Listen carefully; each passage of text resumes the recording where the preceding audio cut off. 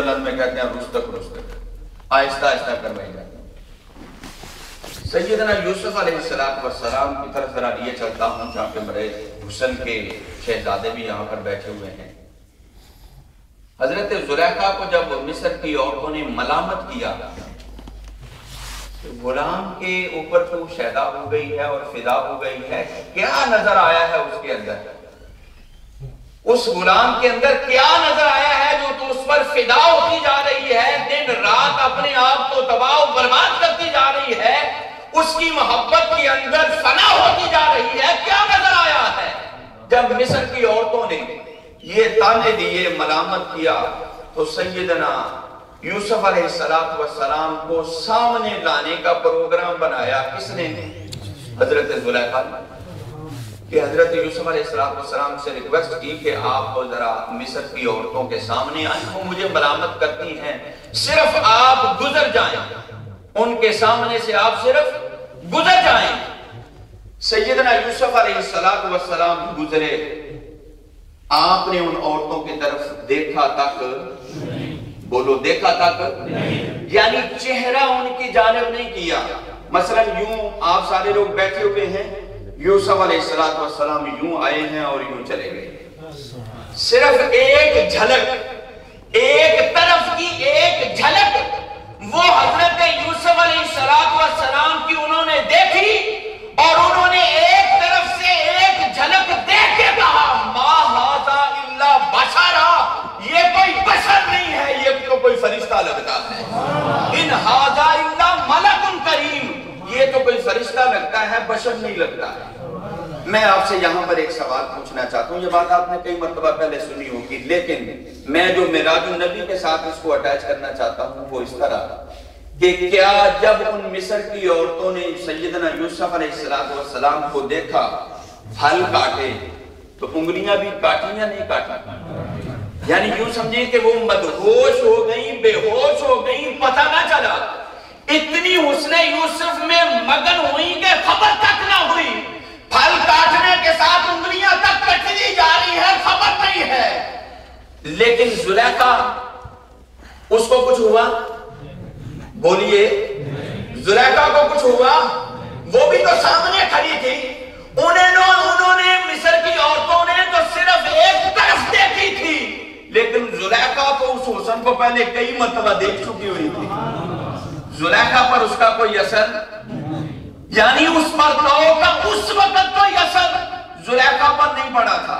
क्यों?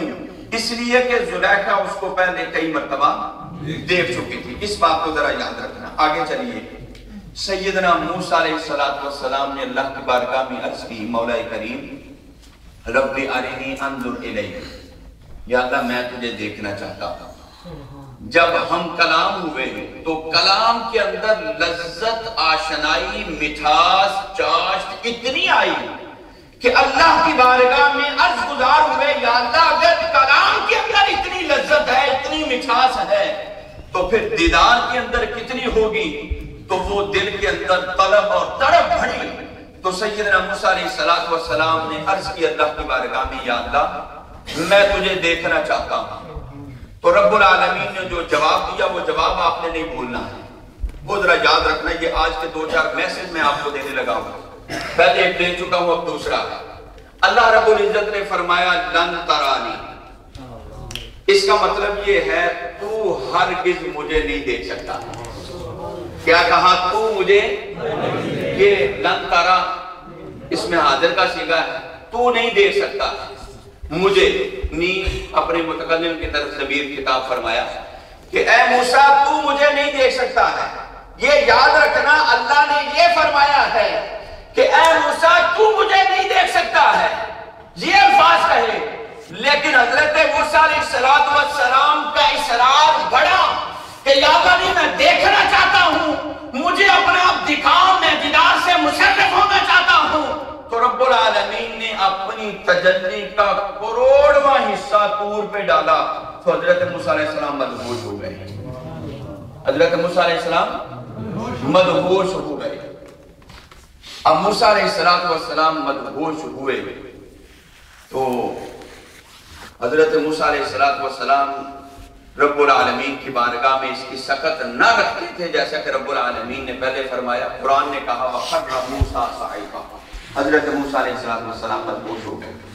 یہ دیدار کی تجلی پہلی مرتبہ تھی، یہ دیدار کی تجلی پہلی مرتبہ تھی۔ جس طرح مصر کی عورتوں کے سامنے حسن یوسف پہلی مرتبہ کھلا تھا تو وہ ڈگمگا گئی تھی اور مدہوش اور بے ہوش ہو گئی تھی، یہاں بھی موسیٰ علیہ السلام رب کی تجلی پہلی مرتبہ دیکھ رہے تھے کہ مدہوش ہو گئے۔ میرے کریم آقا کو رب العالمین نے یہ معراج پہلی مرتبہ نہیں کروائی۔ رب نے قرآن میں 27واں سپارہ سورۃ النجم کے اندر ارشاد فرمایا، اے امت محمدیہ یاد رکھنا، جب میں نے اپنے حبیب کو اپنی بارگاہ میں بلایا تو ما زاغ البصر وما طغیٰ، تمہارے محبوب اور میرے محبوب نے آنکھ بھر کے مجھے دیکھا ہے، نہ آنکھ ادھر ہوئی ہے نہ آنکھ ادھر ہوئی، نہ تو مدہوشی آئی ہے، نہ کچھ ڈگمگایا گیا ہے، نہ کچھ اور کسی طرف نظر گئی ہے۔ موسیٰ بھی مدہوش ہوئے، مصر کی عورتیں بھی ڈگمگا گئی، لیکن کملی والے کو اللہ نے پہلے کئی مرتبہ معراجیں کروائی تھی، اپنا دیدار کروا دیا ہوا تھا۔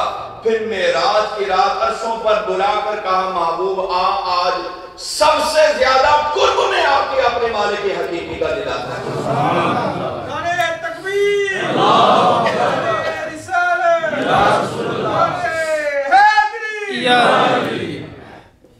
حضرات گرامی قدر،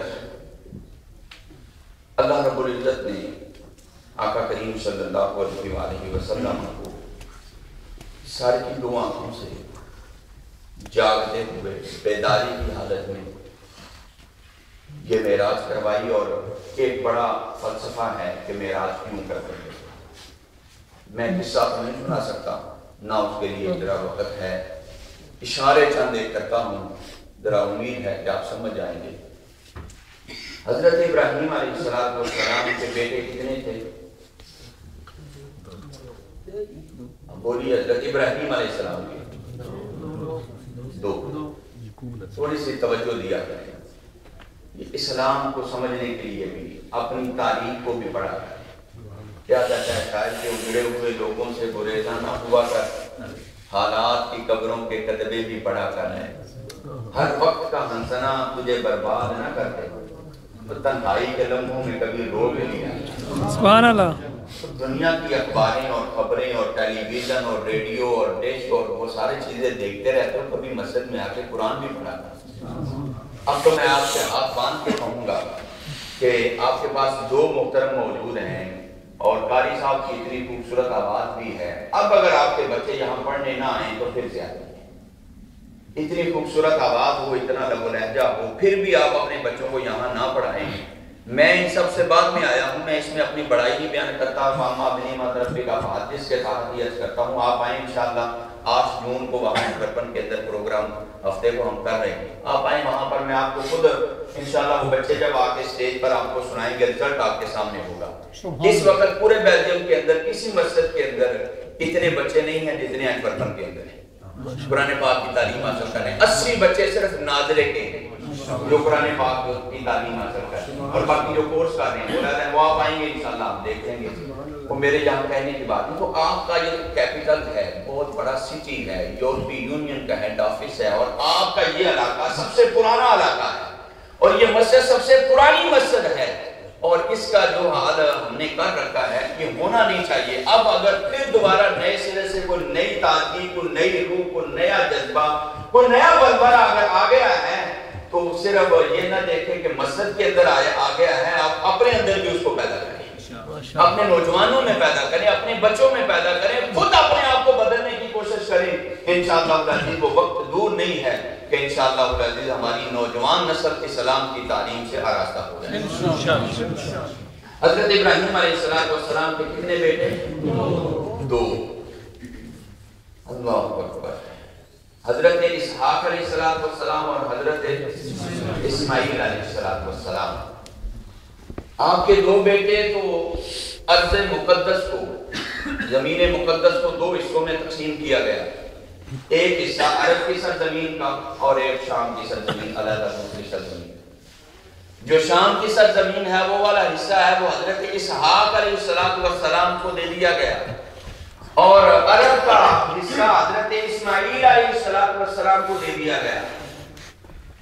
اب حضرت اسحاق علیہ السلام کی اولاد میں سے بنی اسرائیل کے جتنے نبی آئے، جتنے رسول آئے، جتنے پیغمبر آئے، حضرت اسحاق علیہ السلام کی اولاد میں سے سب کو بنی اسرائیل کہا جاتا ہے۔ ان میں سے ایک اولو العزم پیغمبر حضرت سیدنا یعقوب علیہ السلام بھی ہیں، حضرت یوسف علیہ السلام کے والد۔ حضرت یعقوب علیہ السلام متولی بنے بیت المقدس کے، مسجد اقصی کے، بیت المقدس کے متولی بنے حضرت یعقوب علیہ السلام۔ اور حضرت اسماعیل علیہ السلام کے بارے میں قرآن ہمیں بتاتا ہے کہ رب العالمین کا ارشاد بیان کرتا ہے۔ اللہ رب العزت ارشاد فرماتا ہے وَإِذْ يَرْفَعُ إِبْرَاهِيمُ الْقَوَاعِدَ مِنَ الْبَيْتِ وَإِسْمَاعِيلُ سبحان اللہ رَبَّنَا تَقَبَّلْ مِنَّا إِنَّكَ أَنْتَ السَّمِيعُ الْعَلِيمُ۔ سبحان اللہ۔ اللہ قرآن میں کہتا ہے کہ میرے پیارے ابراہیم نے اور اسماعیل نے بیت اللہ کو بنایا، اس کی بنیادوں کو اٹھایا تو متولیت ملی، تولیت ملی۔ حضرت اسماعیل علیہ السلام کو خانہ کعبہ کی، ادھر اسحاق علیہ السلام کو بیت المقدس کی ملی، یعقوب علیہ السلام متولی بنے وہ بیت المقدس کے، اسماعیل علیہ السلام متولی بنے بیت اللہ کی۔ جتنے نبی بنی اسرائیل میں آئے سب نے آ کے عبادتیں کی تو قبلہ بیت المقدس تھا، قبلہ بیت المقدس تھا۔ اور آپ کے اور میرے کریم آقا صلی اللہ علیہ وسلم بھی آئے مکے کی سرزمین پر، عرب کی اس سرزمین پر جس کے متولی حضرت اسماعیل علیہ السلام ہیں، آئے مکے کی سرزمین پر بیت اللہ کے پاس، لیکن قبلہ کون سا ہے؟ بیت المقدس۔ بولیے قبلہ کون سا ہے؟ بیت المقدس۔ یہاں آج کے اس معراج النبی کے موقع پر یہ بھی ساتھ مسئلہ بھی آپ کو سمجھا دوں اور ساتھ بتا بھی دوں تاکہ آپ کو یہ یاد رہے کہ کوئی سبق بھی ملا تھا۔ کتنے مہینے میرے کریم آقا نے بیت المقدس کی طرف منہ کر کے نمازیں پڑھی؟ 16 مہینے نہ معاف کرنا، مدینے میں 16 مہینے پڑھی۔ مکی مکمل زندگی جتنی ہے، مکے کی جتنی زندگی ہے اعلان نبوت سے پہلے بھی اور اعلان نبوت کے بعد بھی 13 سالہ زندگی جو ہے، 53 سالہ زندگی جو مکے میں گزاری ہے، اس میں جب بھی عبادت، ریاضت، نماز، روزہ، جو کچھ بھی عبادت اور ریاضت کی ہے، بیت اللہ شریف کی طرف بھی منہ ہوتا تھا اور بیت المقدس کی طرف بھی منہ ہوتا تھا۔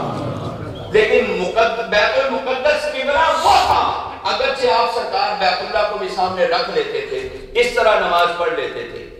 عشاق کا طریقہ کار یہ ہے جو مدینے میں جاتے ہیں سرکار کی بارگاہ میں حاضری کے لیے، وہاں آپ سمجھتے ہیں کہ جب سرکار کی بارگاہ میں حاضر ہوتی ہے باب السلام سے داخل ہو کے جالیوں کے سامنے جب ہم جاتے ہیں تو وہاں شفتے ہاتھ اٹھا کے دعا نہیں مانگتے تھے، ہاتھ اٹھا کے دعا نہیں مانگنے دیتے، کہتے ہیں یلا یلا یہاں اس طرح نہ مانگو بلکہ اللہ رب العزت کی طرف اور بیت اللہ کی طرف منہ کر کے مانگو، اس طرف کر کے مانگو۔ اسی طرح باب جبرائیل سے آئے تو وہاں بھی ہاتھ کھڑے کر کے دعا نہیں مانگنے دیتے۔ لیکن جو مسجد نبوی کے اندر والی چھتریاں ہیں جو بالکل مسجد نبوی کی بیک پہ ہیں، وہ جو چھتریاں ہیں سارے عشاق اور سارے سنی وہاں جا کر بیٹھتے ہیں، وہاں دونوں کام ہو جاتے ہیں، اللہ کی طرف بھی منہ ہوتا ہے، رسول اللہ کی طرف بھی منہ ہوتا ہے۔ وہ وہاں بیٹھتے ہیں کہ جہاں وہ روک ہی نہیں سکتے ہیں کہ بھئی یہ پتہ نہیں اپنی نیتوں کو تو خدا جانتا ہے۔ وہ سنی مانگتے تو اللہ سے ہی ہیں لیکن بوسیلہ مصطفیٰ مانگتے ہیں صلی اللہ علیہ وسلم۔ یہ ہے طریقہ۔ سرکار نے نمازیں تو بیت المقدس کی طرف منہ کر کے پڑھی لیکن بیت اللہ کو بھی سامنے رکھا ہے، بیت المقدس کی طرف بھی ہو گیا اور بیت اللہ شریف بھی سامنے ہو گیا۔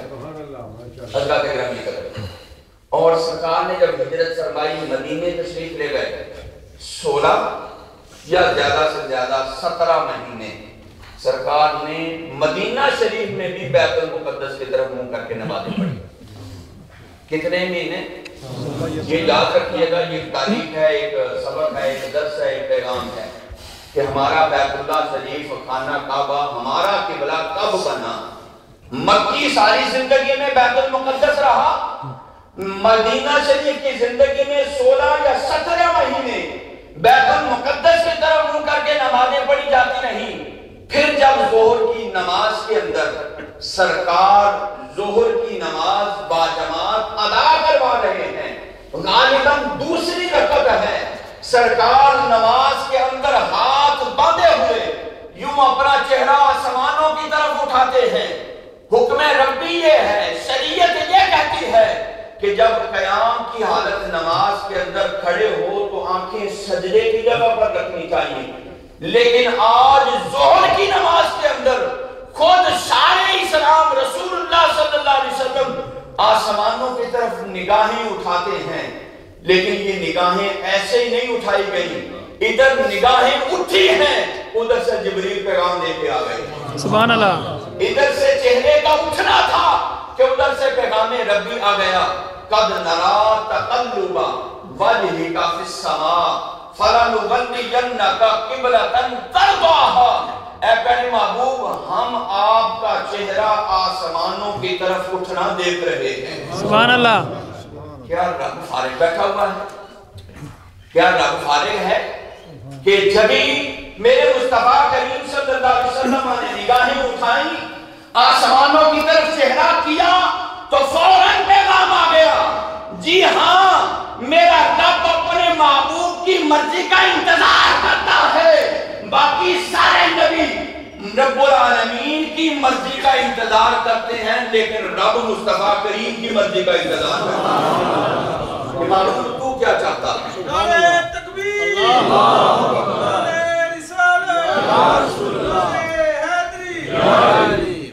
حضرت گرامی قدر، رب العالمین نے فرمایا کہ محبوب جدھر تو چاہتا ہے ادھر اپنا رخ کر لے، ہم ادھر ہی قبلہ بنا دیں. سبحان اللہ. میرے کریم آقا نے ارادہ فرمایا، رب نے حکم ارشاد فرمایا، قبلہ تبدیل ہو گیا. اب میں اس پوائنٹ کی طرف آپ کو لانا چاہتا ہوں. میرے کریم آقا صلی اللہ علیہ وسلم نے بیت المقدس کی طرف بھی منہ کر کے نمازیں پڑھی اور بیت اللہ شریف کو بھی پھر قبلہ بنایا دوبارہ. پہلے بھی ایک قبلہ تھا، اب دوبارہ قبلہ بنایا.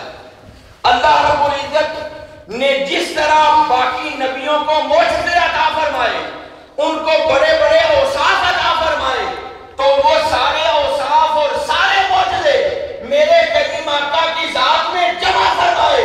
تو رب العالمین نے یہ وصف بھی جمع فرمایا کہ جو حضرت ابراہیم علیہ السلام کی تولدیت 2 حصوں میں بٹی چلی آ رہی تھی، ذات محمدی میں لا کے جمع کر دیا.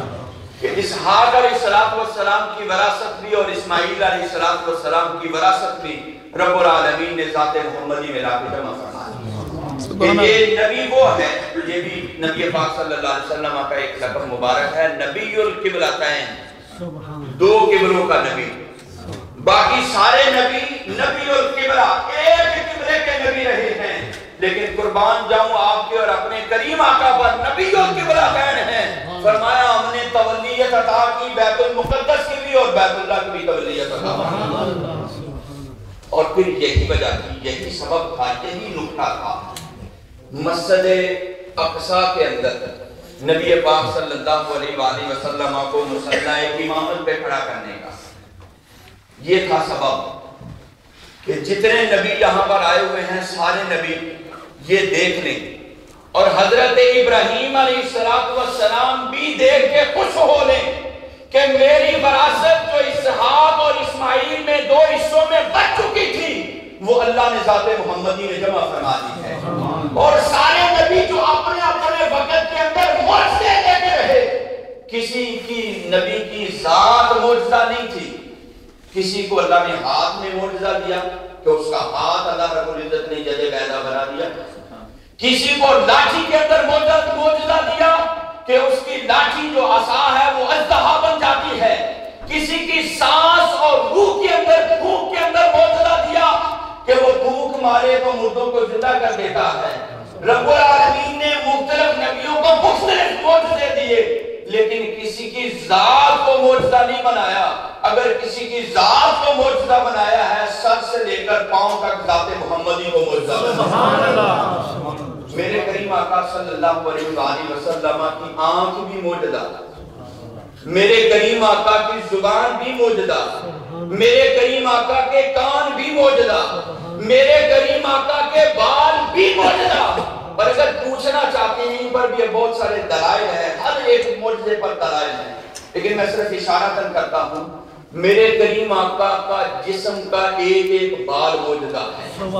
اگر یہ پوچھنا چاہتے ہیں تو آئیے حضرت خالد بن ولید رضی اللہ تعالیٰ عنہ سے پوچھ لیجئے کہ نبی پاک صلی اللہ علیہ وآلہ وسلم کے وہ غلام اور صحابی میدانی جہاد کے اندر جہاد کر رہے ہیں، ان کے سر سے ٹوپی گر گئی ہے، دشمن وار کر رہے ہیں، حملے پہ حملے کر رہے ہیں، اور یہ سپاہ سالار ہیں، قائد ہیں، اس وقت ان کی اشد ضرورت ہے کہ دشمن کے حملے کو روکیں، لیکن حضرت خالد بن سبحان اللہ